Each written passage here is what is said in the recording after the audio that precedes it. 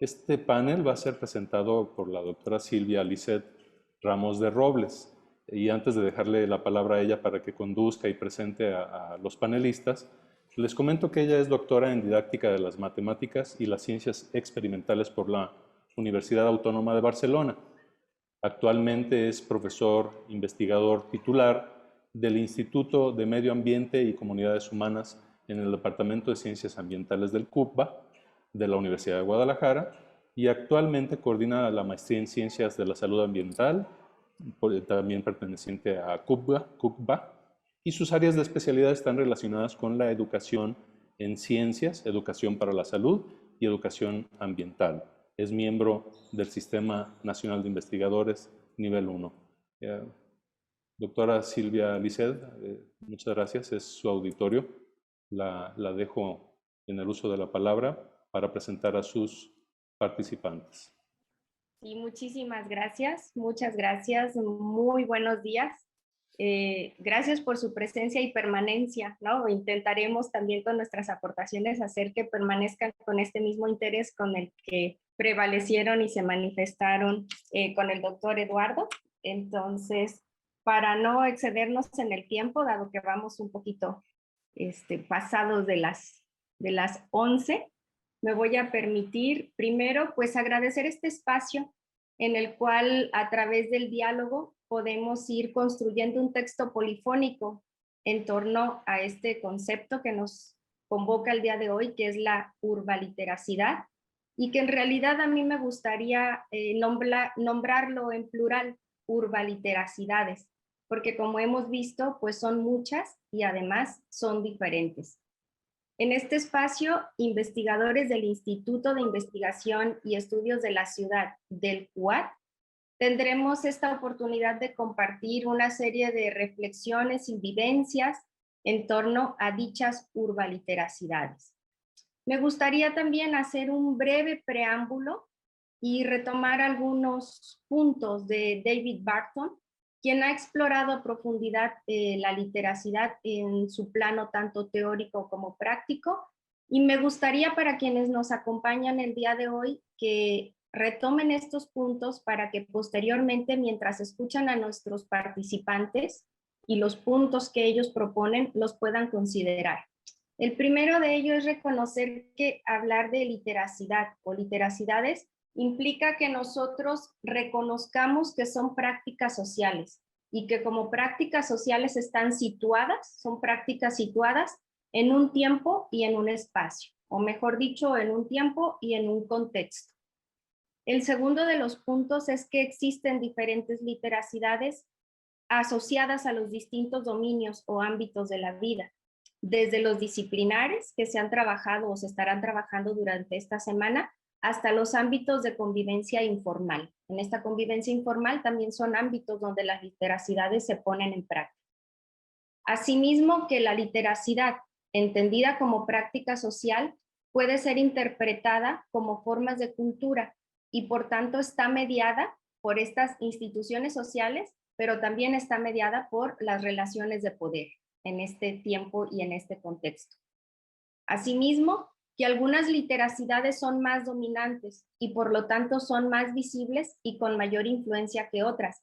Y podremos ver también que algunas literacidades que no son de ámbitos formales como escuelas, universidades, etcétera, sino del ámbito informal, tienen más poder sobre estas literacidades institucionales. También que las prácticas de literacidad son útiles y están integradas en los objetivos sociales y en prácticas culturales más amplias. Que la literacidad está situada históricamente, como lo acabamos de observar también en la conferencia inaugural. Y por último, también me gustaría que piensen que estas prácticas de literacidad cambian y las nuevas literacidades con frecuencia son adquiridas y desarrolladas a través de procesos informales de aprendizaje y de construcción de significados. Nuevamente, no necesariamente en las escuelas. Pero esto de que sean cambiantes nos da la oportunidad también de pensar en futuros diferentes y futuros alentadores. Muy bien. Tomando en cuenta estos elementos, me permito lanzar una primera pregunta a partir de la cual escucharemos la intervención de cada uno de nuestros ponentes del día de hoy. Posterior a la intervención de cada uno de nuestros ponentes, abriremos un espacio también para preguntas y para la interacción. En este sentido, la pregunta es, considerando que la urbaliteracidad implica comprender y resignificar el espacio público a través de las prácticas socioculturales, ¿qué nos pueden comentar desde su experiencia como investigadores y habitantes de la ciudad en torno a la situación que prevalece en nuestras urbes y las formas en que las habitamos y vivimos? Esta sería una primera pregunta que detonaría nuestro debate. Para ello, primero escucharemos la intervención de la doctora Adriana Inés Olivares González, de quien me permito leer una muy breve semblanza.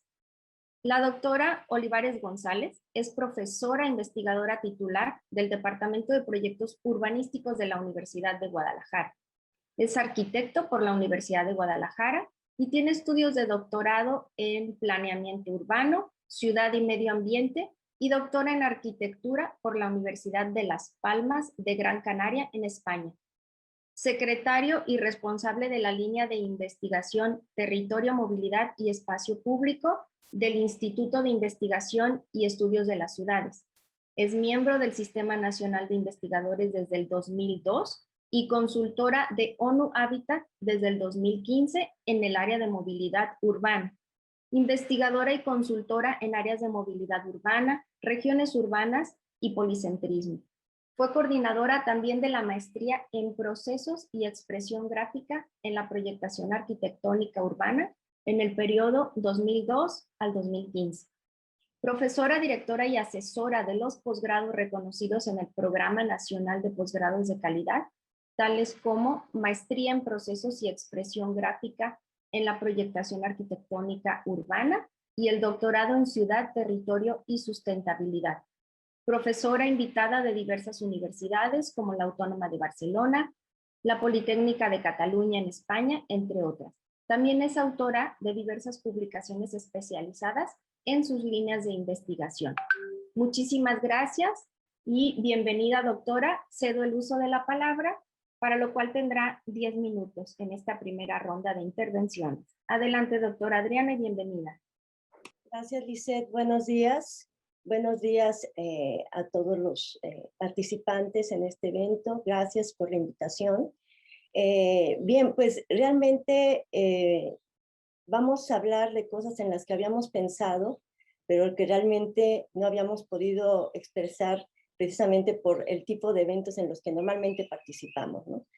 Y me voy a centrar, digamos, de las dimensiones de la literacidad en dos de las que la UNESCO ha planteado, que son la literacidad aplicada, practicada y situada, y la literacidad como texto. La propuesta que estoy planteando en las siguientes líneas está fundamentalmente relacionada con estas dos visiones de la literacidad, así como la literacidad como habilidad para ejercicio de la ciudadanía. Es decir, centraré mis reflexiones en la importancia de la literacidad para entender las relaciones de poder y control de la ciudad. Desde la participación política, es decir, desde el ciudadano como un ente político que permite nuestro y el empoderamiento como individuos, como sociedad reflexiva, crítica y activa. Desde este punto de vista, hay prácticas sociales que podemos observar en diversos textos, si entendemos la ciudad como un texto simbólico, diferentes textos que nos muestran cómo las relaciones de poder se observan y tienen sus símbolos en el territorio. Y estos símbolos los podemos analizar desde diferentes perspectivas. Por ejemplo, el ejercicio del poder para la apropiación de las áreas naturales, como ha pasado en ejemplos en nuestro medio en Guadalajara, pero también en muchos otros, en el caso, por ejemplo, de la construcción de las villas panamericanas en una zona de protección por su importancia, por su papel en la recarga de acuíferos, como es la zona del Bajío, o, por ejemplo, la privatización de un espacio público en una zona vinculada a la barranca de Huentitán, en donde los vecinos han tenido una organización muy acorde con los ejercicios del poder que se están observando en el territorio. Tenemos otros ejemplos que tienen que ver también como el ejercicio del poder en el despojo territorial, ¿no? Yo pongo como ejemplo el impacto que va a tener, por ejemplo, el Tren Maya en toda la península de Yucatán y que nos plantea transiciones y transformaciones no siempre positivas en términos ecológicos, en términos sociales y en términos culturales.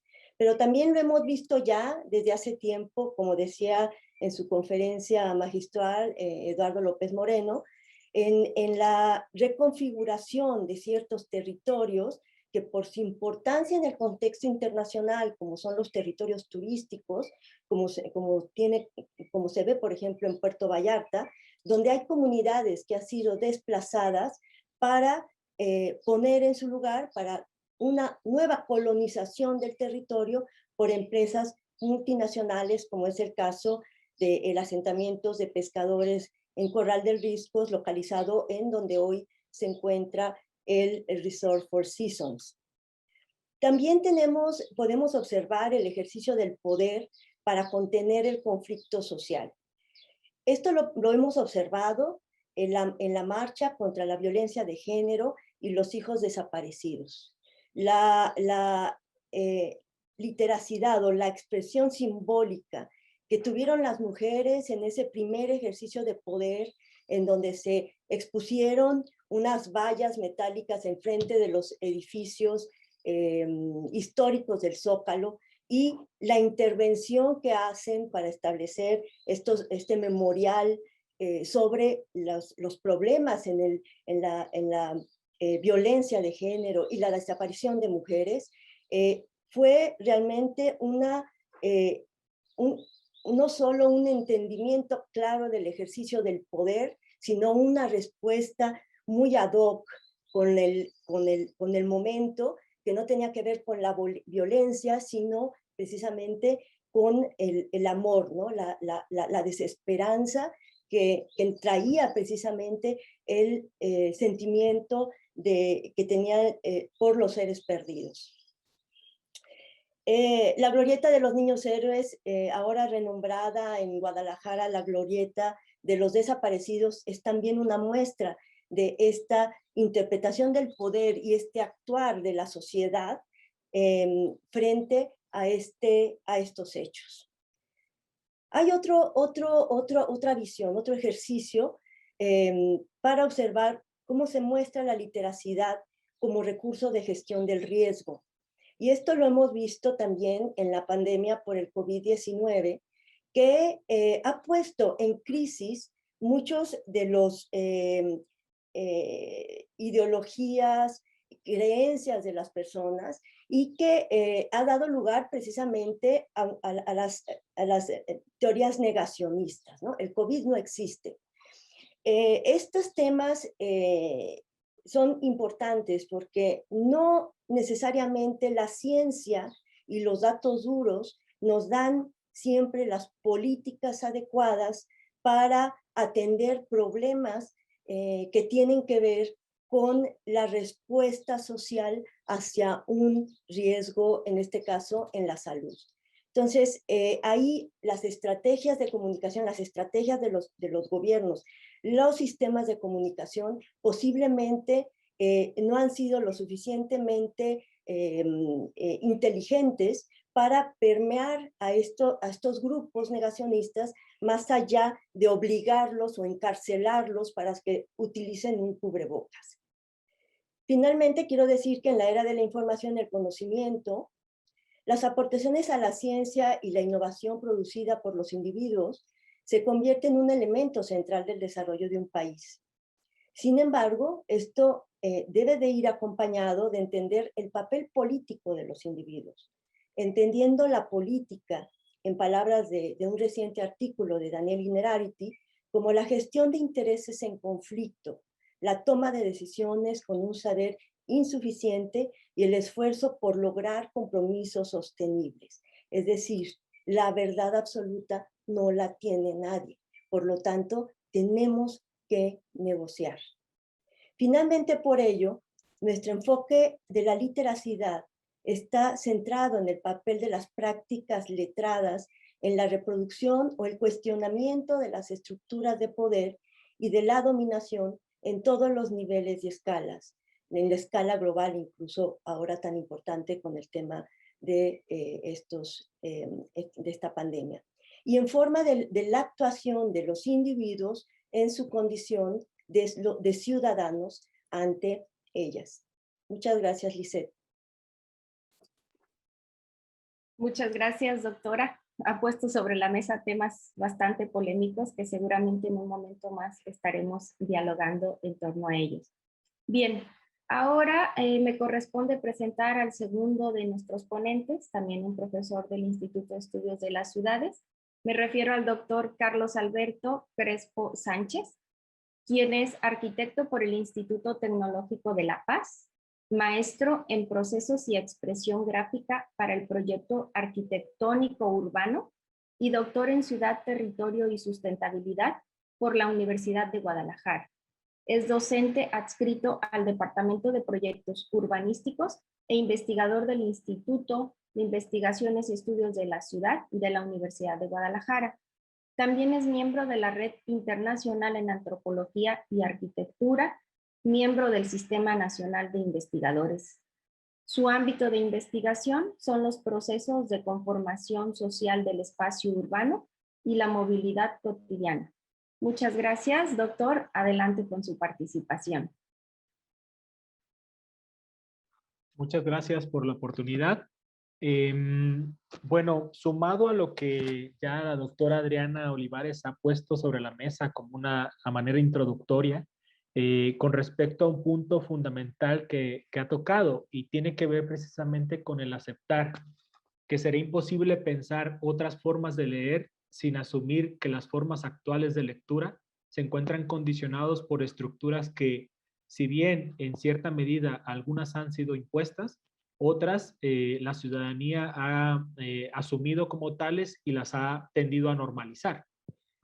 Cuando hablamos de poder, cuando hablamos de discursos, digamos, la herramienta más efectiva del poder, lo decía Bifo, era precisamente la simplificación.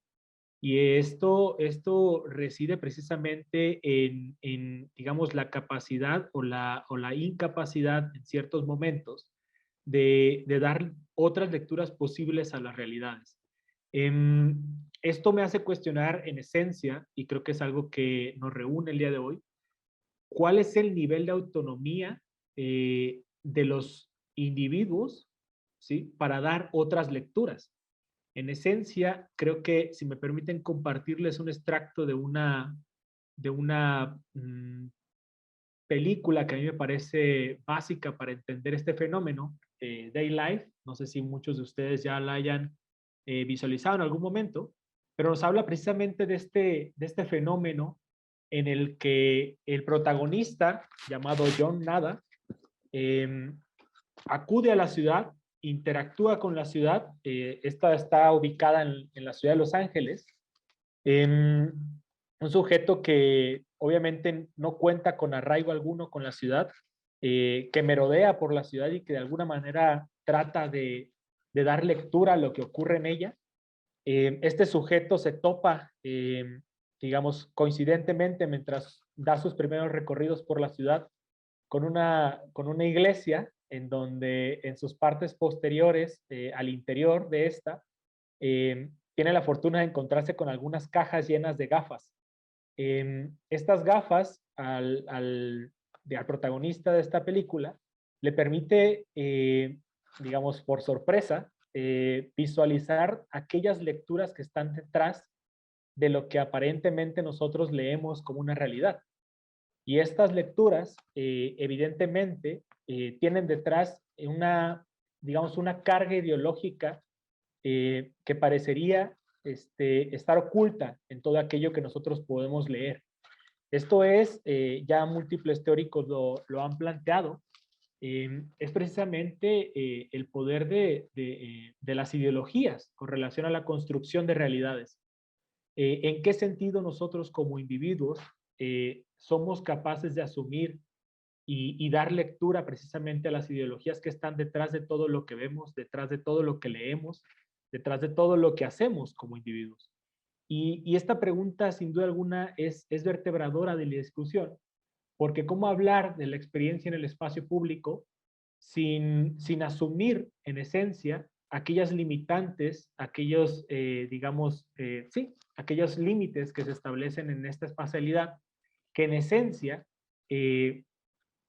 emerge en la ciudad para ser una plataforma política abierta en donde todos, sin distinción alguna, pudiésemos encontrarnos para debatir, para dialogar aquellos elementos que nos hacen diferentes, ¿no? Y esta pregunta proviene precisamente de lo que ya Althusser planteaba, ¿no? Mecanismos, hay dos tipos de mecanismos o dos aparatos de control, uno ideológico, otro represivo. En esencia, si bien esta condicionante para nuestra capacidad de leer la ciudad no es del todo represiva, sí es una condicionante que podríamos llamar de, digamos, de coerción, digamos, sutil, ¿sí? En donde no nos es del todo aparente los mecanismos que permiten controlar o que permiten ordenar las formas en que actuamos y que de alguna manera se encuentran implícitos en las formas en cómo habitamos la ciudad, ¿no? Aquí, digamos, para conectar un poco las ideas, creo que la pregunta tendría que ser fundamentalmente, ¿cómo adquirimos estas gafas para ver la realidad? ¿A partir de qué atributos somos capaces de interactuar con estas y asumir nuestro rol, nuestro papel en el trabajo de dar otras lecturas posibles? ¿Sí? Yo creo y le apuesto, siempre he sido una persona que le apuesta a no tanto solamente a la interdisciplina, sino más allá de la interdisciplina, entender que existen otros saberes, otros conocimientos de los cuales las mismas disciplinas teníamos que ser capaces de dar lectura.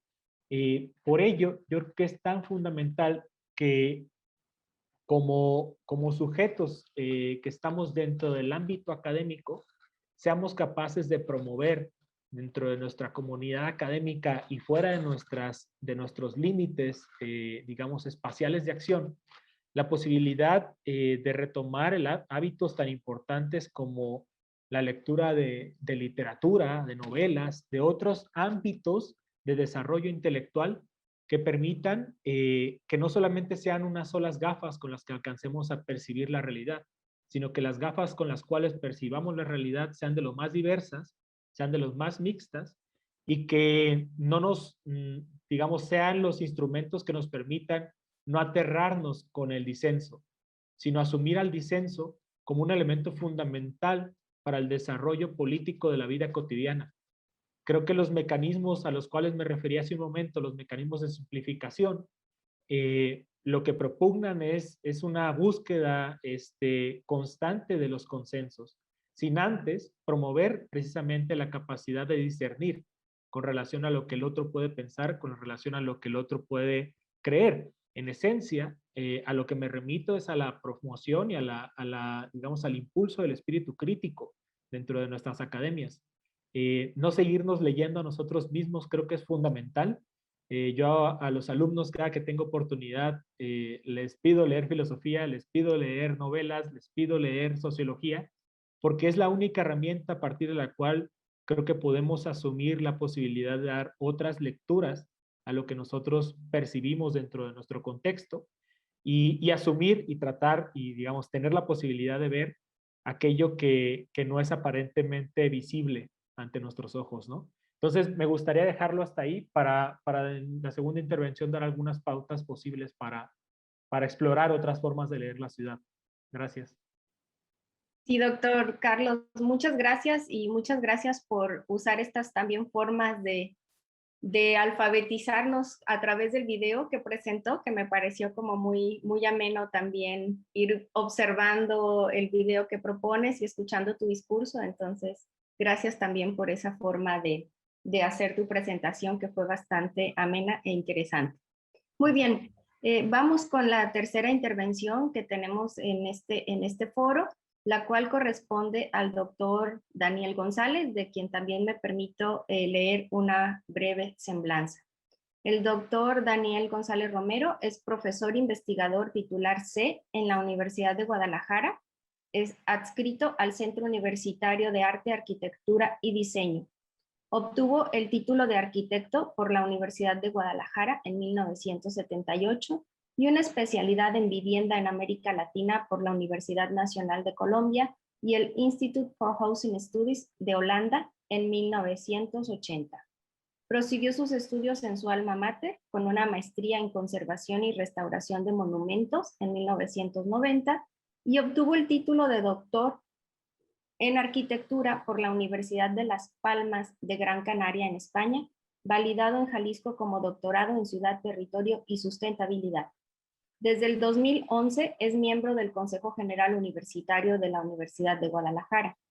Es también miembro del Sistema Nacional de Investigadores del CONACYT y cuenta con perfil PRODEP de la SEP.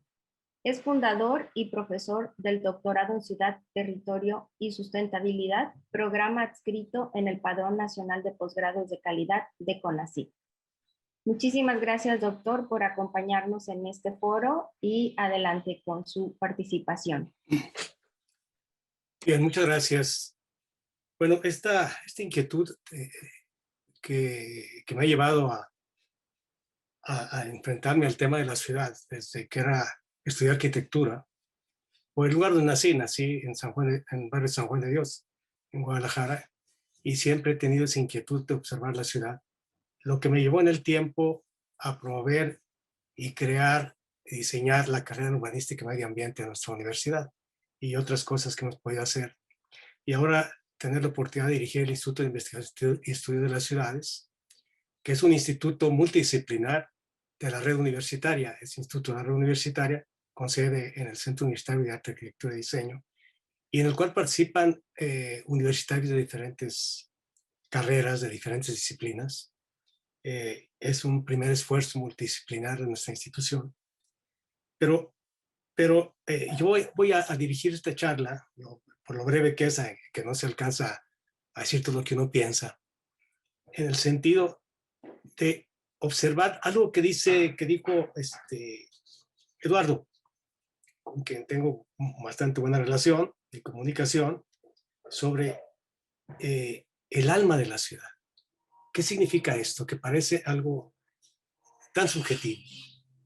Significa, en esa idea del palimpsesto que nos planteó, cómo encontrar en esa lectura que podemos hacer el sentido de lo que significa encontrarle a los espacios históricos de la ciudad ese proceso de intertemporalidad que se va generando, como dice García Vázquez, una ciudad como una especie de pastel, ¿sí?, una especie de hojaldre que va encimando momentos y encontrar dentro de eso todo aquello que tiene que ver con la importancia de la espacialidad de la ciudad, no como una entidad física, sino como una entidad humana.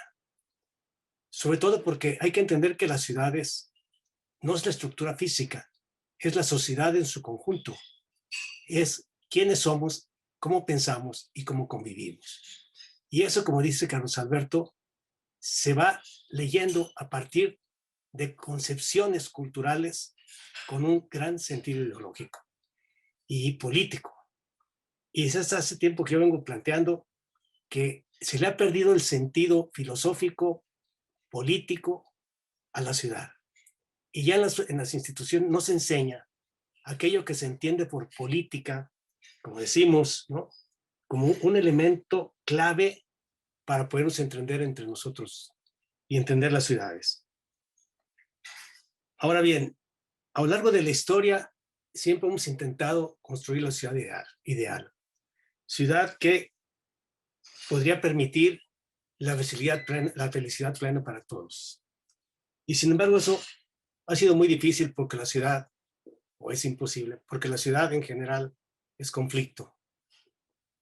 Ese conflicto solo se puede observar leyendo cada parte, lo cual significa de alguna manera, entrar en una multidisciplina compartida para poder ir generando nuevas ideas que hoy nos exige el haber enfrentado y estar frente al reto de lo que ha sucedido con el COVID-19, cuyo centro, dijéramos, de distribución, de contagio expansivo, han sido las ciudades, las grandes metrópolis sobre todo. Y voy a leer algo que reciente nos escribió en un texto que vamos a publicar el doctor Fernando Gaja y Díaz de la Universidad Politécnica de Valencia. Y lo quiero referir porque me hago parte de esto. Dice, hablar en plena explosión del COVID-19 de futuro es ya no ironía o sarcasmo, sino toda una provocación. Si ya era aventurado a hacerlo antes de la pandemia, allá en aquel lejano 2019, hoy más que arriesgado es temerario. Y sin embargo es más necesario que nunca, pero hay que hacerlo porque algún día el coronavirus se acabará. Aparecerán otros. ¿Y después qué? ¿Qué futuro nos espera? Cuando acabe la crisis, ¿qué? Una posición fácil, aunque no confesable, es la de pensar o desear que cuando se acabe la crisis sanitaria y se supere el pinchazo económico, con esfuerzo y sacrificio que ya sabemos en quién recaerá, volveremos a la situación previa, a lo que se ha dado en llamar la antigua normalidad. Una alternativa algo más realista considera que tras el final de las dos crisis, la sanitaria y la económica, se replantearán algunas cosas y accederemos a una nueva normalidad. Esto nos pone frente a un gran reto, a un reto que no es solamente un problema de cómo repensar la ciudad bajo los cánones a los que hemos estado acostumbrados, que repiten el modelo, ¿sí?, bajo lo que yo denomino el lenguaje de la obediencia, para que las cosas no cambien, aunque aparentemente van a cambiar. Y ese lenguaje de la obediencia ha generado una especie de industria de las buenas conciencias que permite a un conjunto de ciudadanos, a un conjunto de instituciones, a un conjunto de intereses, asociarse para dar, bajo la idea de que, lo plantea Manuel Castells, el poder determina hacia dónde debe mirar, pensar y caminar la sociedad y por lo tanto las ciudades, ¿sí?, para repetir o más o menos modificar el modelo. Esa ciudad de intertemporalidad, tenemos que observarla nosotros desde lo que llamaríamos el sur global. Para no referirme en este momento a esto que ha hablado acertadamente Eduardo sobre ese estudio de las muchas ciudades que se van a estudiar. Nosotros pensar en ese sur global, en donde la desigualdad impera y que es un reto para todos, no solamente para nosotros, sino más, sobre todo para los países desarrollados, para las grandes instituciones internacionales y para los gobiernos.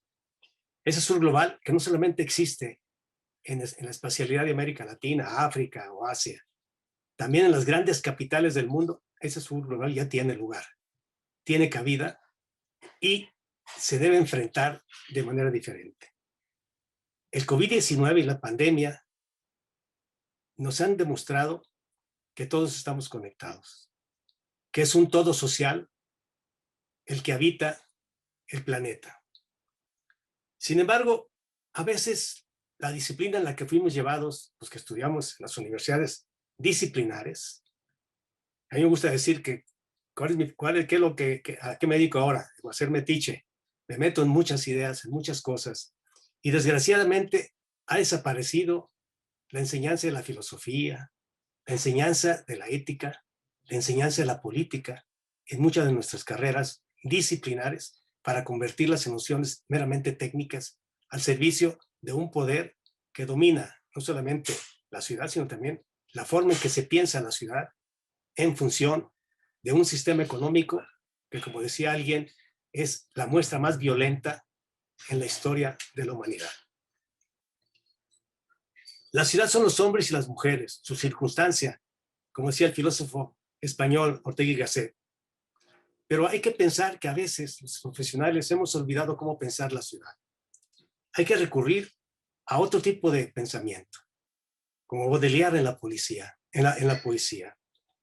Él sí estudió el alma de la ciudad. entendía qué era lo que vibraba dentro de la ciudad y lo escribió en su poesía. Como ya se refería a Platón, y en la República de Platón existe la utopía de la ciudad geométricamente perfecta, para unos cuantos, evidentemente. La ciudad del sol de Campanella, la urbe vertical, última, de Chiatone, el Falasterio, no nos olvidemos, ¿no?, de Fourier. En fin, siempre hemos estado pensando en aquella ciudad como una especie de utopía la cual hay que seguir. Y recordemos lo que decía Eduardo Galeano, cuando le preguntaban ¿para qué sirve la utopía si nunca se va a alcanzar? Y contestó, para caminar. Por lo tanto, este es el reto de futuro, volver a cambiar el pensamiento meramente técnico para entrar en ese pensamiento que modifica el sentir de cómo podemos y debemos leer la ciudad, porque no es una lectura única, hay muchas lecturas y por lo tanto habría que pensar que hay muchísimas ideas sobre la ciudad, no solamente la ciudad dominada por el proceso técnico. Y hoy, por ejemplo, recién Saskia Sassen, acá en una entrevista, quien escribió La Ciudad Global, acaba de decir algo que me parece interesante. Dice, las ciudades ya no son para todos, porque en las ciudades, hoy, en las ciudades aquellas que en la época del siglo XVII, XVI, si mal no recuerdo, en la etapa anseática, se decía que la ciudad os hará libres. Y alguien contestaba recientemente, ¿hasta dónde el esclavo que vivía un cierto tiempo en la ciudad podría considerarse libre? Eso pasa hoy mismo en las ciudades, ¿sí? ¿Qué tanto somos libres en la ciudad? ¿Qué tanto realmente esa libertad se ejerce en su plenitud, basada en el concepto de derechos humanos para todos? ¿Qué tanto pensamos esa libertad en la ciudad? Cuando alguien dice ahora que para ser libres en la democracia occidental o en la democracia en la que vivimos, primero hay que dejar de ser pobres para tener acceso a todo aquello que nos han enseñado, que es el individualismo y el consumo en la etapa postindustrial. Recién hemos pensado que también los filósofos y los literatos, los escritores, nos han enseñado el tema de la ciudad. En el cine nos han demostrado cómo se avanza en el tema de las ciudades. Mientras los profesionales del urbanismo o de la arquitectura, que son formas de entender cómo controlar el pensamiento de los ciudadanos, o sea, también la arquitectura de la ciudad se convirtió en la modernidad en una especie de control social sobre cómo pensar la ciudad y cómo vivir en ella. Y sin embargo, muchos cineastas, ¿sí?, nos han demostrado cómo se puede generar utopías ficción y ficciones sobre los cambios de la ciudad. Basta pensar, por ejemplo, y les puedo referir aquí, hice algunas notas, ¿sí?, pensar en La Odisea del Espacio de Stanley Kubrick, que ahora nos hablaba del espacio en donde estamos intentando crear nuevos espacios habitables en otros planetas. Pues estamos hablando de ciudades, utopías sobre la ciudad. El pensar en el engendro mecánico y la guerra de las galaxias, en esa misma línea. O en Blade Runner, de Ridley Scott, sobre la sombría ciudad de Los Ángeles, ¿sí?, frente a la contaminación ambiental. O la película Akira, de Kazuhiro Otomo. O finalmente, el uso de la inteligencia artificial, de cómo viven ciertos individuos en la ciudad, que es una forma de leer las ciudades en su futuro, que hoy, con el Big Data, la biogenética, la biotecnología, y se empieza a pensar en un poshumanismo dominado por los artículos, por los instrumentos que puede introducirse el individuo, y esto lo trata perfectamente en su libro sobre de animales a dioses, el filósofo Harari, ¿no?, de cómo el ser humano empieza a transformarse para poder convertirse en una especie de, vamos a decir, poshumano, que traerá como consecuencia, y ya hay alguien que lo está tratando, que en el futuro todo aquel que tenga la posibilidad del dinero para poder adquirir todos esos instrumentos en su cuerpo, podrá ser un ser especial, mientras todos aquellos que no tengan la oportunidad de hacerlo serán la parte de lo que hoy llamamos, con el COVID, los trabajadores esenciales. Aquellos seres que deberán servir al otro sector marcado por toda esa instrumentación. Pero el problema que hay que subrayar es que las ciudades hoy no son un reto solamente para los grandes sectores financieros, que como decía Eduardo, y yo, no hay tiempo para tratarlo, en esta política financiera mundial extractivista, sobre todo neoliberal, que se apoderó mediante las inversiones inmobiliarias en formas de dominar la espacialidad urbana, y ahora necesitamos recuperar eso. Pero solo lo podemos recuperar si entendemos que para eso el pensamiento social debe ser parte ética del aprendizaje de la ciudad.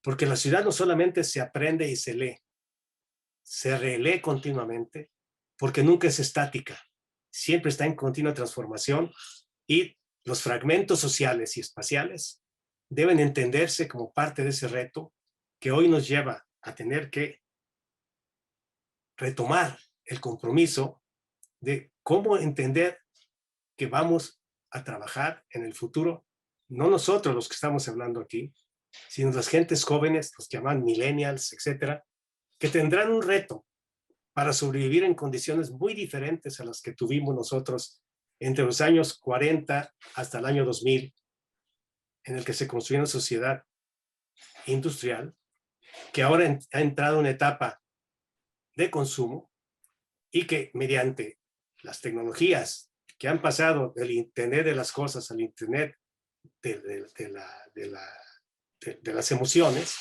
a una etapa que nos enfrenta socialmente como sociedades fragmentadas.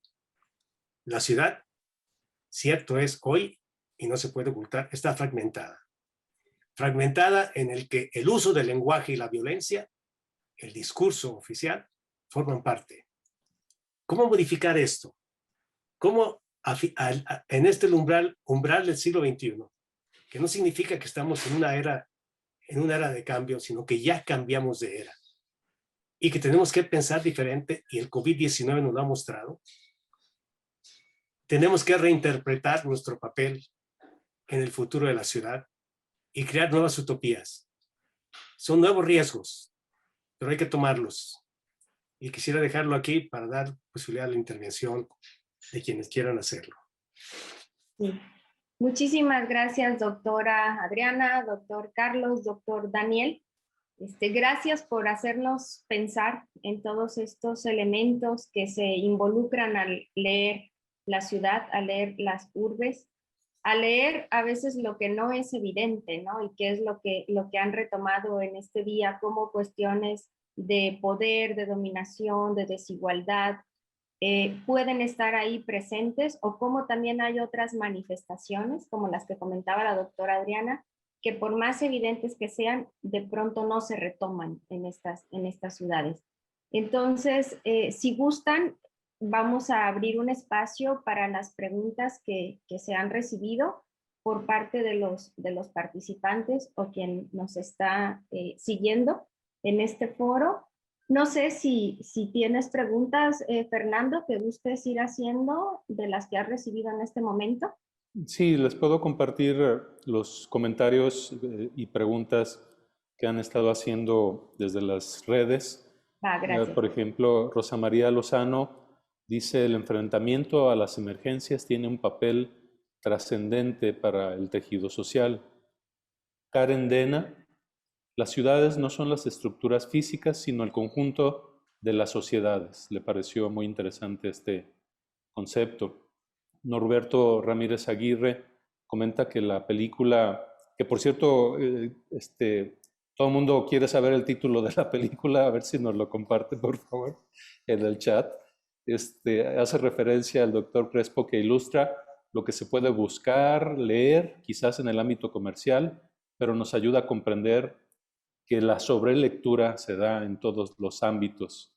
María de los Ángeles Gómez Sagún lanza esta pregunta: ¿consideran que la interpretación de frases filosóficas es pertinente para que los jóvenes de preparatoria participen en la literacidad y para que reafirmen su identidad?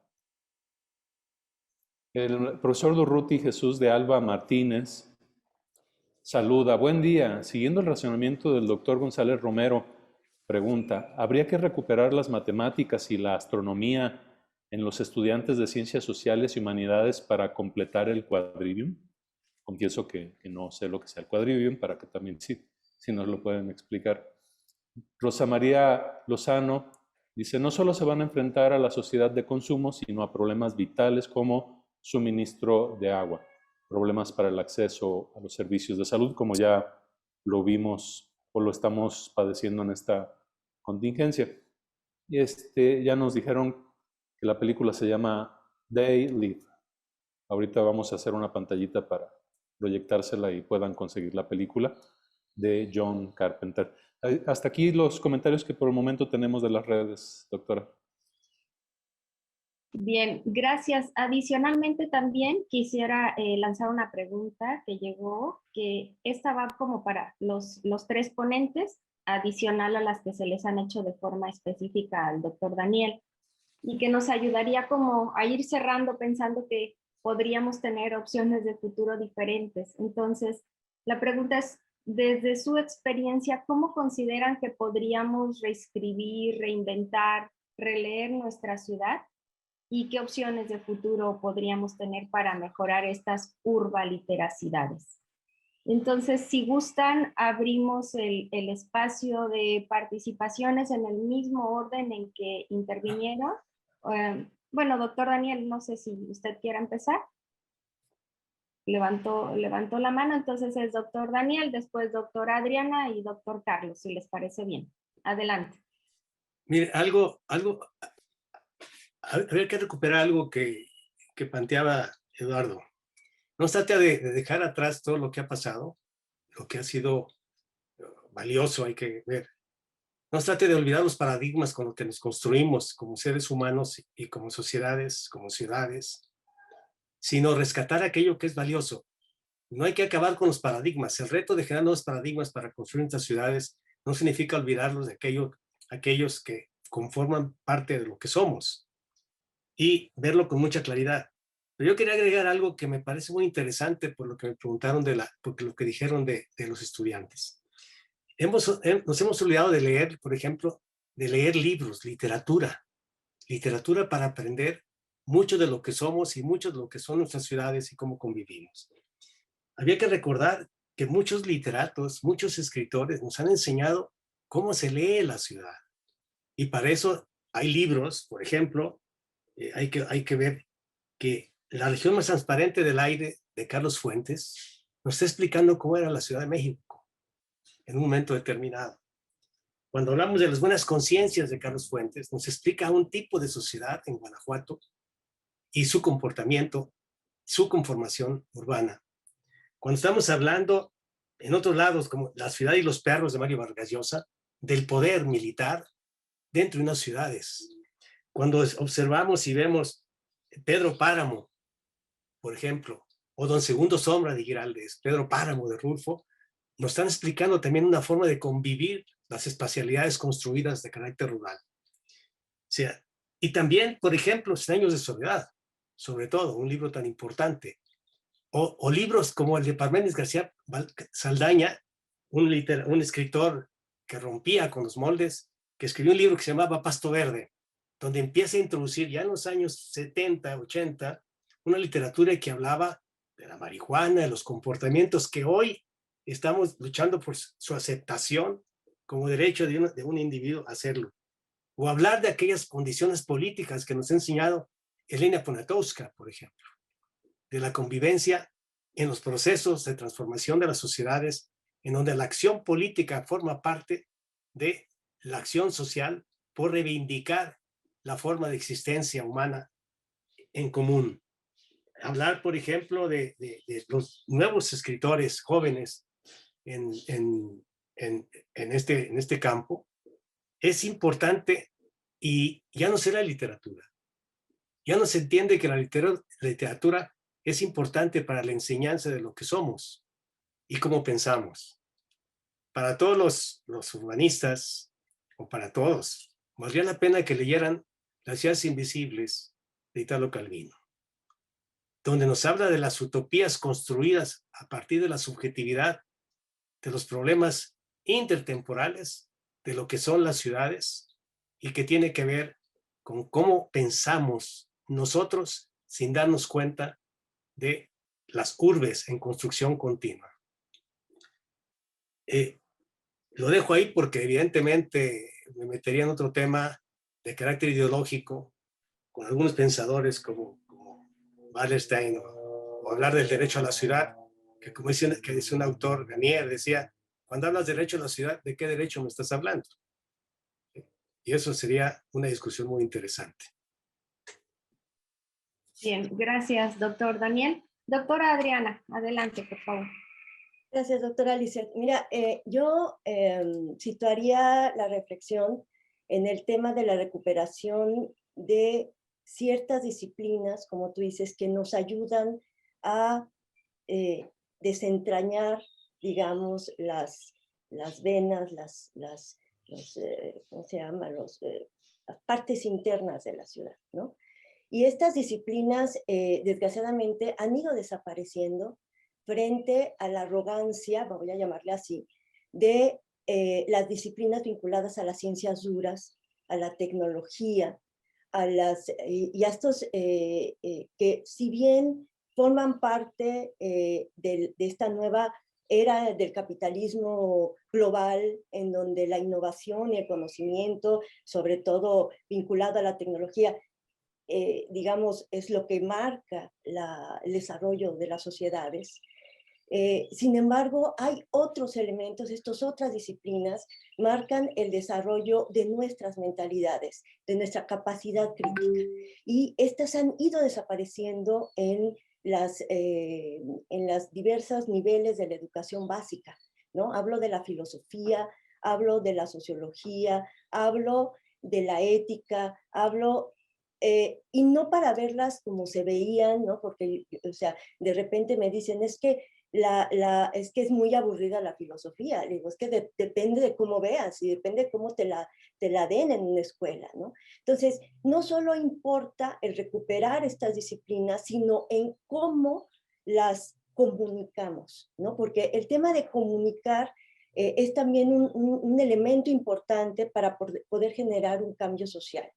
Uno de los elementos que yo pienso es que de repente los investigadores se han vuelto, se han incorporado o sumado a estos elementos de la arrogancia, ¿no? Y convivimos poco con las cosas que pasan en el día a día en las sociedades. Entonces, nuestro trabajo, nuestro involucramiento social debe de ser un elemento central para poder entender, no solo para transmitir lo que nosotros sabemos, sino también para retroalimentar nuestros saberes, ¿no? Como tú dices, las literacidades se construyen desde lo formal y desde lo informal. Sin embargo, estamos acostumbrados a mostrarnos como maestros en donde damos la enseñanza. Sin embargo, esa retroalimentación muchas veces somos incapaces incluso de creer que las necesitamos. Entonces, voy a centrarme en esto, en el papel que tenemos los investigadores, pero también en cómo han ido desapareciendo estas disciplinas. Yo lo que hago de plano es que las introduzco transdisciplinarmente en las materias que imparto ante la necesidad de tener un análisis más crítico, para poder generar una visión crítica del mundo, ¿no? Yo creo que aquí estamos también hablando de nuevas generaciones, y estas nuevas generaciones también tenemos que aprender a entenderlas y a ver cómo ven el mundo ellas, y retroalimentarnos de esa nueva visión del mundo, porque parece que como que las personas que ya tenemos nuestra formación más consolidada, somos las que podemos dar esta visión del mundo y plantearlas en el territorio, ¿no? Cuando estamos viendo expresiones de los jóvenes que nos están dando señales, y yo creo que estas formas de leer también la ciudad, o sea, desde nuestras disciplinas o desde nuestras formaciones, serán importantes para tratar de construir un futuro más inclusivo, más democrático y más, ¿cómo se llama? Y menos coercitivo, ¿no? En lo que cada quien piensa, ¿no? Y estar más abierto a las opiniones diferentes, ¿no? En esto del tema del COVID, pues yo creo que a mí me ha dejado muchas enseñanzas con estas, no obstante evidencias, miles de evidencias científicas, pues hay personas que de plano dicen, esto es un invento, ¿no? Y entonces, más que entender por qué más que tacharlos de idiotas, ¿no? Lo que tenemos que hacer es ver por qué están leyendo o por qué tienen esta lectura de que la pandemia es un invento. Entonces, es ahí donde tenemos que, yo creo, empezar a trasladar el pensamiento. Y yo creo mucho en los jóvenes, en las generaciones que vienen, y creo que es ahí donde podemos construir nuevas formas de ciudadanía, nuevas formas de participación, nuevas formas de construir unas sociedades más incluyentes, ¿no? A mí, por ejemplo, las nuevas formas de enseñanza, como la teoría crítica del lugar, la didáctica crítica del lugar. Me parece fundamental, ¿no? El salir a las calles, el entender la cultura como parte de ese conocimiento social y ver a la ciudad como un lienzo en el que se aprende, ¿no? No nada más el que participamos para poner lo que nosotros queremos como si fuéramos, como ejerciendo nuestro poder, ¿no? Desde nuestras disciplinas y desde nuestras formaciones, sino ver esta ciudad como un lienzo en blanco en el que todos somos capaces de construir, más allá de nuestros niveles, ¿cómo se llama?, y disciplinas de formación. Bien, muchísimas gracias, doctora. Yo me muero de ganas por participar, pero bueno, le voy a dar la palabra a Carlos y después, si me permiten, voy a hacer una intervención, aunque solo sea la moderadora de los ponentes. Si me permiten, al final voy a hacer una breve intervención. Adelante, doctor Carlos. No te limites, Lisette. Ser moderador no te da pautas para limitarte. Estamos hablando de las lecturas, ¿no? Yo, sin problema, si no te mueras por hacerlo, hazlo. Ok, bueno, es que me enganché con la parte que plantea la doctora Adriana de estas formas de literacidad y de los distintos saberes que debemos de considerar cuando nosotros tenemos un marco teórico metodológico de la literacidad.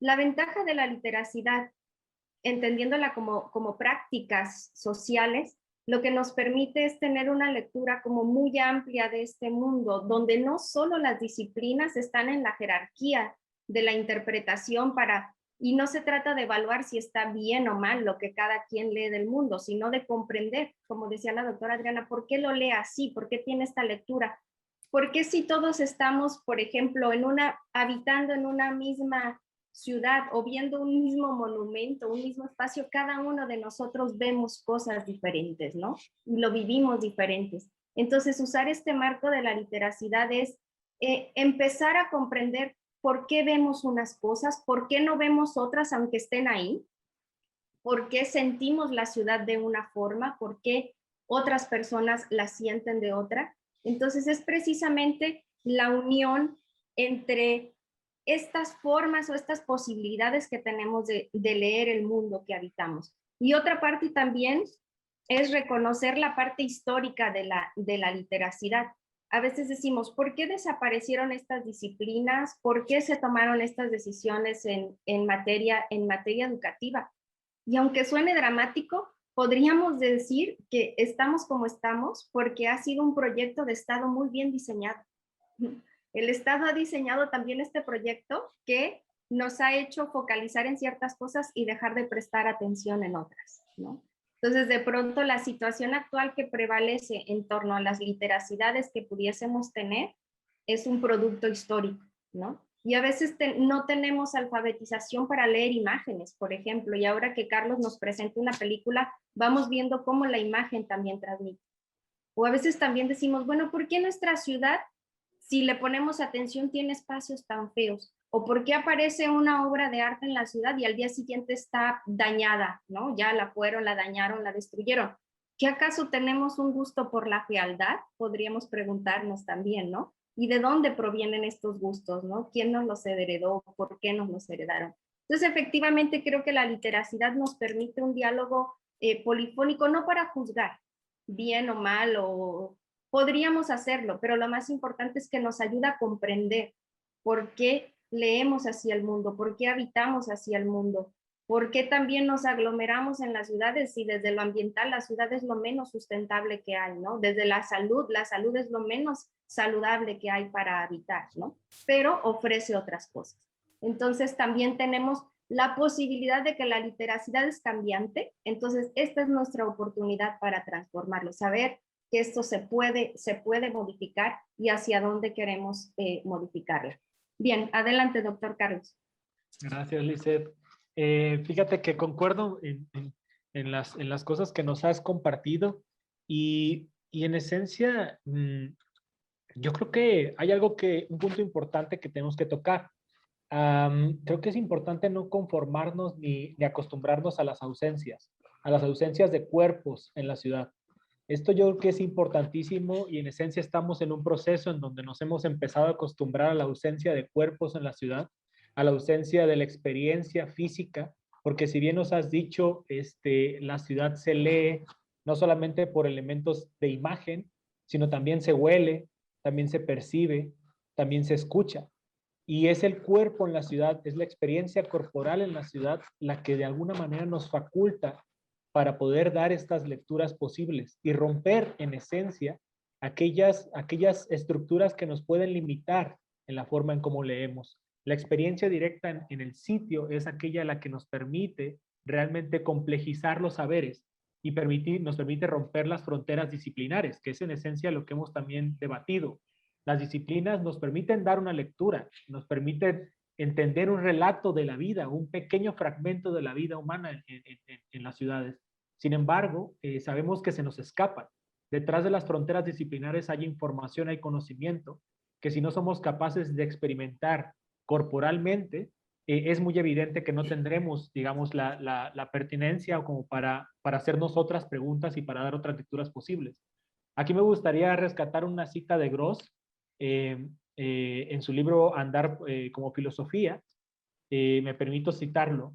Se suele decir que caminar te vacía la mente. Al contrario, andar te llena el espíritu de una conciencia distinta, no de las ideas o de las doctrinas, no en el sentido de una cabeza atiborrada de frases, citas y teorías, sino llena de la presencia del mundo. Y esto es fundamental. Esta perspectiva de recobrar precisamente el trabajo del internacional situacionista de Guy Debord, recobrar lo que ya en algún momento la Escuela de Chicago hizo mucho esmero en analizar la ciudad a partir de sus interacciones simbólicas, a partir de la microsociología que ocurre cuando de repente se conjunta la proxemia con la cronemia, con el lenguaje no verbal, ¿sí? Con todos estos artilugios que nosotros utilizamos para hablar sin tener que decir una sola palabra. Y es que las palabras en sí mismas también de alguna manera han tendido a limitar nuestra capacidad de comunicar. Y hablar de estos factores y hablar del ejercicio situacionista, de la creación de acontecimientos cotidianos, creo que es retomar algunas figuras que me gustaría retomar para los jóvenes que estén escuchando y bueno, para toda la audiencia en general, que creo que es importantísimo en las escuelas de urbanismo, arquitectura, pero sobre todo en todas las disciplinas, recordar a figuras tan importantes como la del extranjero que nos plantea Simmel, ¿no? Este ente en constante movimiento, indeterminado, abstracto, que estructura su trayecto en pequeños lapsos de sedentarismo y nomadismo, perdón. Recobrar al flaneur de Baudelaire, que ya lo mencionó Daniel hace un momento, ¿no? Este paseante callejero seducido solamente por la deriva, y nada más que esto, ¿no? Un lector e intérprete de situaciones y acontecimientos emergentes, aunque nos genere muchísimo miedo la emergencia dentro de la ciudad y queramos controlar todo lo que puede acontecer. Sería también recobrar al hombre de la multitud, de la cual nos habla Edgar Allan Poe, en el que podríamos describirlo como un amante del roce, ¿no? De las miradas entrecruzadas, de los actos simultáneos, de la fusión que convierte a los sujetos en multitud, a partir de la despersonalización individual de lo que nos convierte en sujetos, es decir, en entes sujetados. Y me atrevo a recordar también al nómada, perdón, que nos describe perfectamente Maffesoli en su texto, ¿no? Esta entidad arrojada a la aventura, de encontrarse con imaginarios sueños, sediento de placer profundo que genera el viaje y el roce con otros cuerpos. Y es que, en resumen, la esencia de lo que nosotros tenemos que recobrar es precisamente entender a los desplazamientos como un proceso de reconocimiento y transformación de las realidades.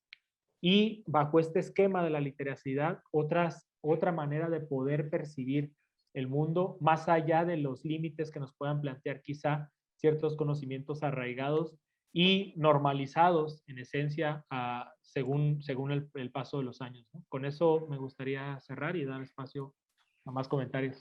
Gracias, doctor Carlos. Previo a darle la palabra al doctor Daniel, que ya vi que levantó la mano, sí me gustaría también retomar este planteamiento de la pedagogía crítica del lugar, que ya lo decía la doctora Adriana y que tú lo retomas, Carlos, de cómo de pronto creemos que hay que focalizar en la escuela a la lectura, a la escritura, a las disciplinas, pero la literacidad lo que nos dice, e incluso Paulo Freire, que era el promotor de esto, dice, nosotros leemos antes que la palabra las imágenes, ¿no? Lo primero que leemos, y como seres humanos vamos por el mundo, vamos leyendo imágenes, pero pareciera que no nos han enseñado o no nos han alfabetizado en esa lectura compleja del mundo, ¿no? Y es ahí justamente donde están las literacidades.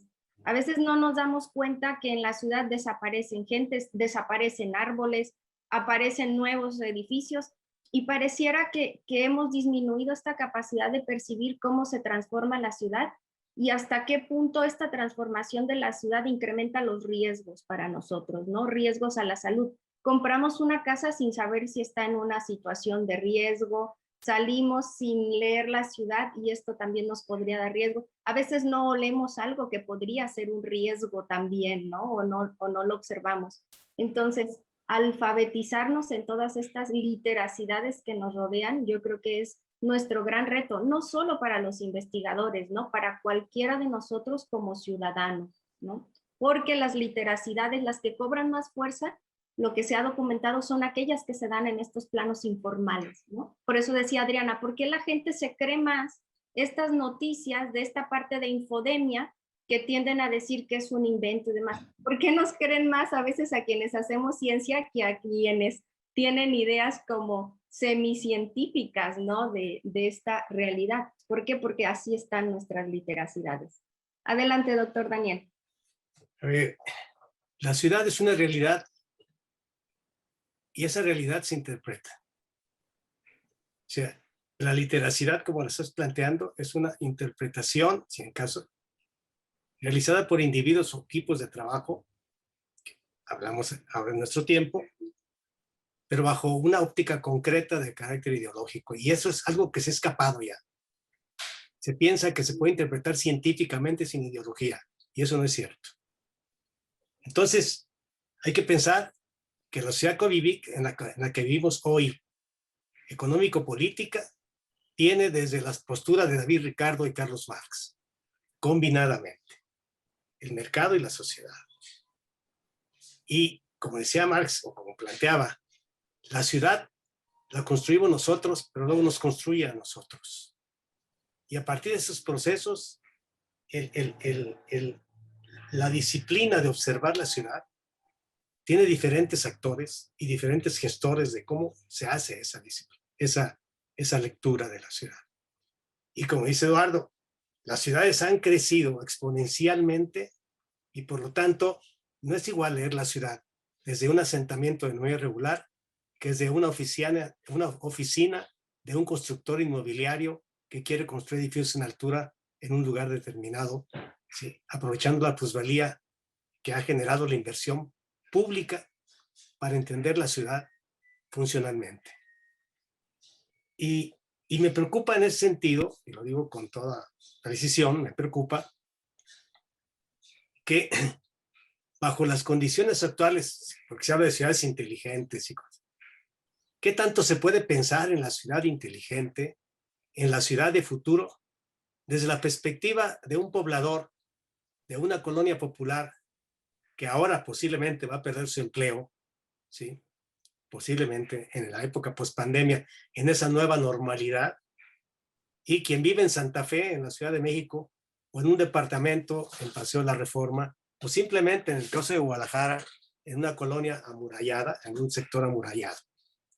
Las lecturas son diferentes y por lo tanto la interpretación tiene una base ideológica y una base de conceptos construidos desde el poder.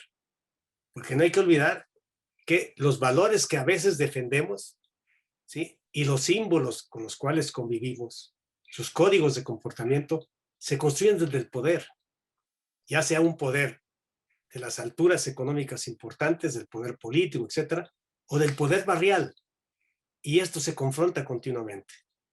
Entonces, esto hay que entenderlo. Y hoy yo recuerdo dos libros, algunos libros que me parece necesario retomar. Vivimos en una sociedad que está observando un futuro diferente, una era de cambio en donde las tecnologías están teniendo una impronta muy fuerte en el comportamiento social. Liberarnos de eso no va a ser fácil. Y podremos llegar a lo que planteaba Orwell en su libro 1984, ¿sí? En donde está el Ministerio de la Verdad, por ejemplo, y todo está controlado por el Gran Hermano y sus ministros, etcétera, sus policías. Y el libro de Aldous Huxley sobre Mundo Feliz, en el que nadie tenía que preocuparse de nada porque iba a tener todo para vivir en el ocio y la tranquilidad. ¿Qué nos estamos apuntando a esas divisiones sociales tan fuertes? En donde el futuro de la ciudad tendrá que ser, primero, ¿cómo vamos a cambiar el pensamiento sobre la ciudad? El pensamiento, porque lo decía Fernando Iglesias, que es este amigo colombiano, profesor, amigo nuestro, decía, el reto de futuro no es cómo nos vamos a construir, sino cómo nos vamos a construir mutuamente. ¿Y cuál es mi compromiso? Ya lo decía Eduardo, mi compromiso con el otro.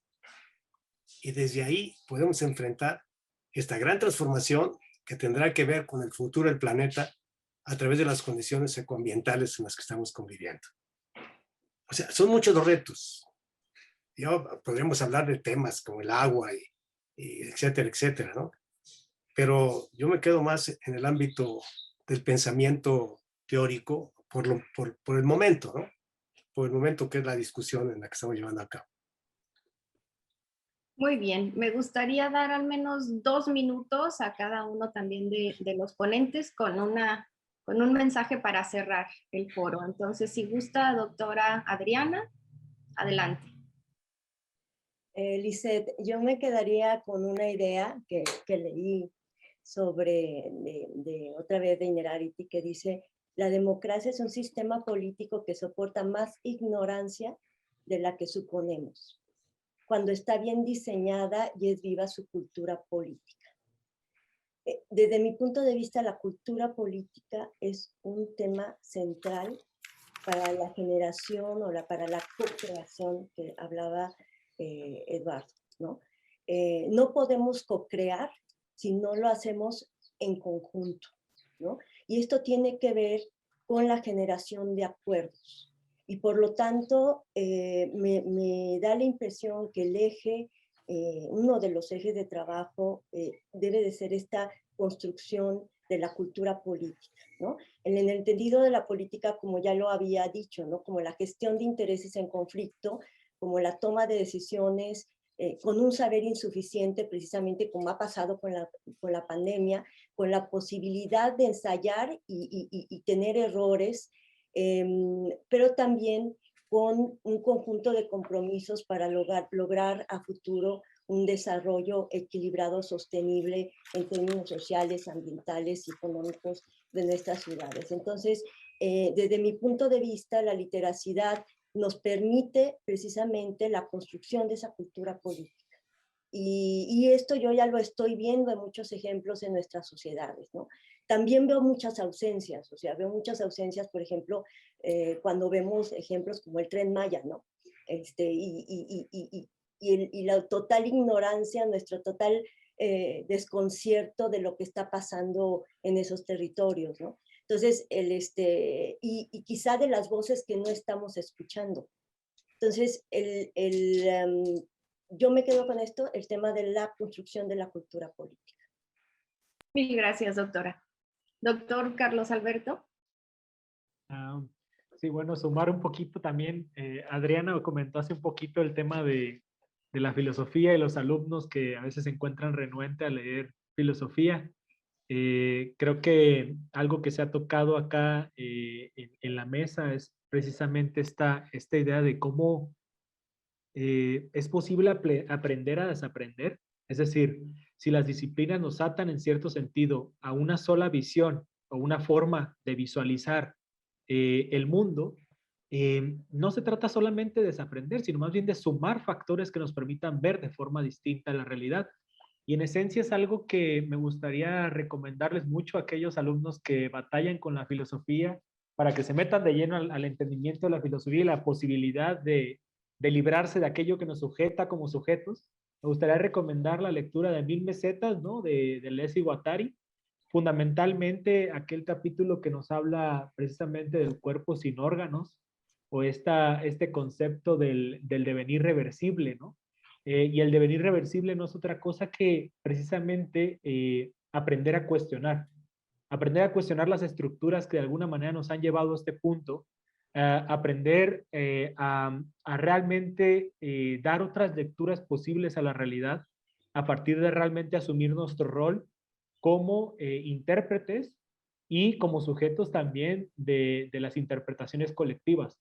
En esta esencia, creo que ha dado en el punto Adriana al rescatar la política, una política que le apueste, yo soy mucho de la idea que le apueste a la tolerancia hacia el disenso y que no le apueste solamente a la urgencia del consenso, que es lo que nos hemos venido topando. Parecería que los foros se abren para cerrarse inmediatamente, en donde la discusión tiene un inicio y tiene un fin, y creo que la facultad política de nuestras ciudades y a lo que tendríamos que aspirar como seres políticos es a la permanencia del ejercicio político, ¿sí? Y a no acostumbrarnos a los momentos de cierre, porque la lectura, al final de cuentas, no se acaba cuando uno termina de leer un libro, cuando uno termina de leer un texto.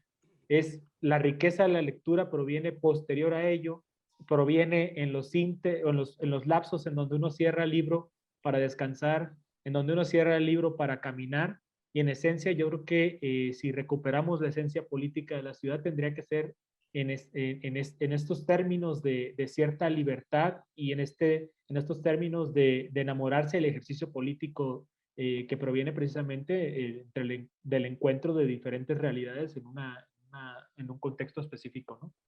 Pues muchas gracias por la apertura. No, al contrario, gracias, gracias, doctor. Doctor Daniel, algo breve también para cerrar. Breve es una condena eso, cuando preguntan a uno, diga algo breve, es una condena, ¿no? Bueno, a ver, Carlos y Adriana se han referido un poco a los alumnos. Yo me voy a referir a los profesionales y a las estructuras de poder político que toman decisiones. Porque en este momento estamos cruzados, a partir de la pandemia, por una dualidad muy curiosa. La necesidad se cruza con la urgencia. ¿Sí? La urgencia de solucionar problemas inmediatos en el desarrollo de las ciudades que mitiguen, aminoren o vayan generando menos o menores grados de desigualdad en el mundo y en nuestras ciudades. Es por una parte. Por la otra, entender que todos los esfuerzos que se han hecho en los organismos internacionales, y ahí Eduardo lo sabe muy bien, el tema de, desde las reuniones y aquellos anuncios que nos hacía el Club de Roma, o que nos hizo el informe Brooklands para hablar de que algún día tendríamos que enfrentar carencias y todo lo demás. O todas las organizaciones, todos los eventos que se han realizado a partir de la Cumbre de la Tierra, la COP21, las reuniones de ONU Hábitat en Estambul sobre el tema de la vivienda, la última que se hizo en Quito en el 2016, a quien tuvimos la oportunidad de escuchar muchos comentarios. A pesar de todo eso, seguimos hablando de ciudades desiguales, de pobreza, desigualdad, inequidad, que nos pone ahí de frente, en la cara, como un gran golpe, la pandemia del COVID-19, pensando todavía no solamente que esta pase, sino las que vendrán después, y pensar si estamos preparados para transformar las ciudades, pero sobre todo para transformarnos nosotros mismos, sobre todo a los profesionales que hoy actúan en la planeación de las ciudades, en la construcción de las ciudades, en donde se ya están imponiendo los intereses inmobiliarios, porque las ciudades como Guadalajara se han convertido en grandes proyectos inmobiliarios, no en construcción de ciudades, porque la construcción de infraestructuras, como la línea 3 o las líneas de transporte, etcétera, es evidente que el coche, el automóvil,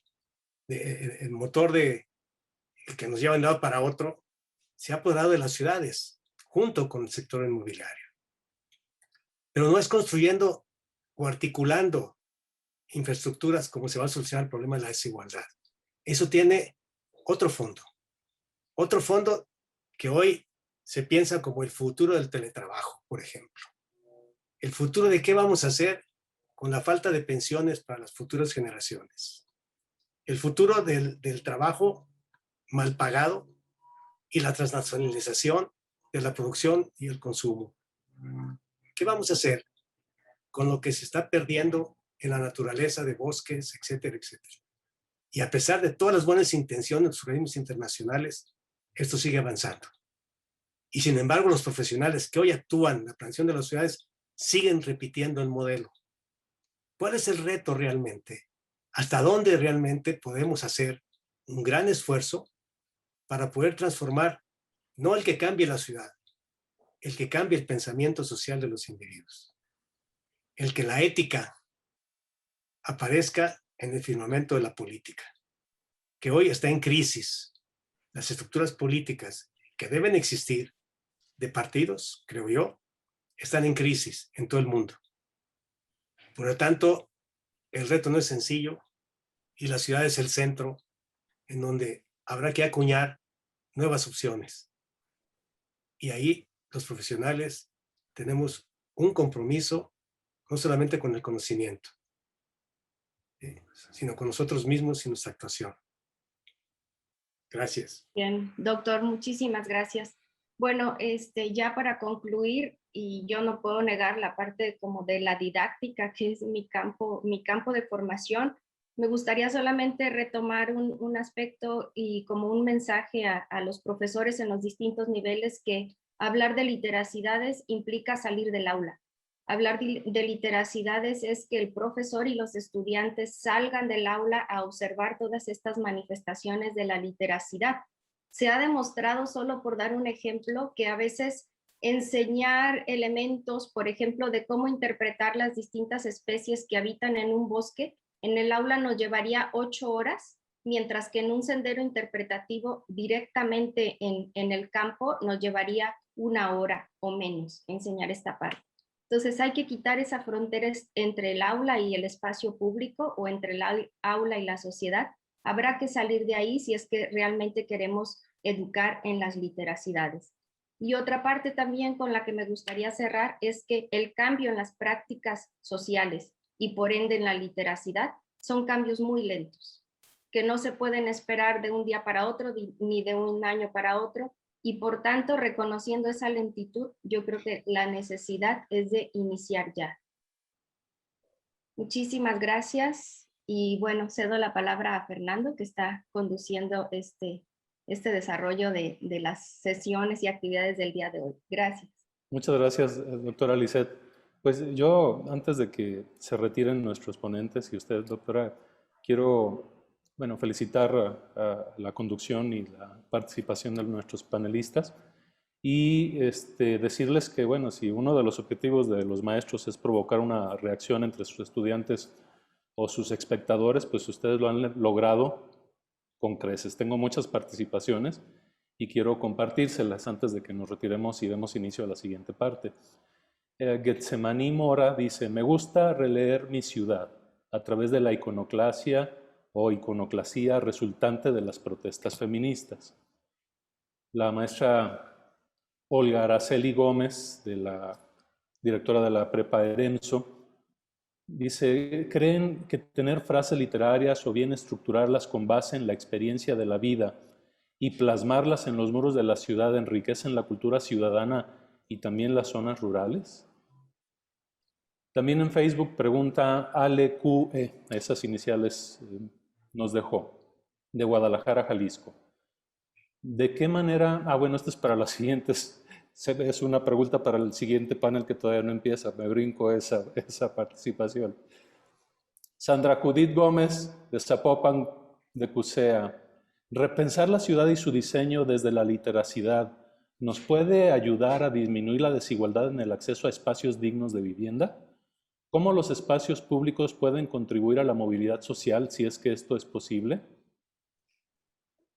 Carlos Guillermo Amezcua de la Escuela Preparatoria número 8 felicita a la moderadora y a los ponentes y dice, nos ponen a pensar el futuro desde el presente. Considero que esta circunstancia que nos ha tocado vivir nos da una perspectiva de un nuevo asombro ante nuestra ciudad y otras ciudades. Ale QE, ahora sí para este panel, dice, la doctora Olivares atina muy bien al cómo se comunica la filosofía. Como filósofa, he escuchado historias terribles de cómo les han enseñado esta asignatura a las personas. Pocas han tenido oportunidad de transformar esa experiencia y en muchas ocasiones la oferta educativa de las bibliotecas públicas han subsanado el desencuentro previo. La doctora Mayra Moreno dice, fealdad o la inconformidad de los que se vive en el día a día, ¿no será una forma de decir, no quiero lo que me ofreces porque no es lo que necesito? En Facebook, Peter Jiménez dice, realmente necesitamos recuperar nuestros espacios públicos que se han ido perdiendo. Como comenta el doctor Carlos, hace falta la presencia del mundo. Y el doctor Eduardo López nos comparte un artículo en El País, del País, lo voy a pasar también a los chats en nuestras distintas redes, para que podamos leerlo. Se llama COVID y la utopía reinventada. Rosa Huerta Luna dice, considero que vivimos tan apresurados que no nos damos la oportunidad de observar lo que nos rodea en nuestro entorno. Por lo tanto, esta lectura de nuestra ciudad resulta complicada. Y siguen los mensajes, yo creo que vamos a tener que hacer una pausa por si algo de lo que les he leído les provoca hacer un último comentario, abusando de su tiempo, siéntanse en la libertad y si no, pues lo damos por concluido este panel, agradeciendo la participación de todos los que nos hicieron favor de escribir algún comentario o pregunta. Lo dejo en ustedes la decisión de hacer un último comentario. Un apunte, ese artículo, ojalá lo puedan poder tener, ese artículo de Eduardo. Si no lo pueden obtener por esta vía, por alguna razón técnica, váyanse al periódico El País. Está publicado ahí, Eduardo lo sabe, ahí lo publicó, periódico El País de España. Sí, ahorita voy a ver con el soporte técnico que a ver si compartamos una pantalla con el link para que lo puedan copiar y lo pueda leer todo nuestro público. Pues Doctor. Sí, adelante. Yo diría nada más, cerraría con dos cosas con las que Lisette comentó al final. El empezar a observar desde el caminar la ciudad, porque desgraciadamente el automóvil es de esos instrumentos que nos permiten movernos, pero no nos permite ni pensar ni observar. Entonces, requerimos de pausar nuestro ritmo de vida para poder realmente observar. Y pausar nuestro ritmo de vida significa darnos el tiempo de perder el tiempo revisando lo que pasa en nuestro entorno. Y eso yo creo que es una cosa que nos hemos negado, sobre todo los profesionales, que por entregar informes a CONACYT, estamos corriendo siempre y posiblemente esta relectura nos permita generar también nuevas ideas, ¿no? Sobre todo de lo que pasa con los otros y no nada más desde lo que nosotros creemos. Muchas gracias. Bien, pues entonces agradecemos la participación de todos nuestros panelistas, la conducción de la doctora Lisette.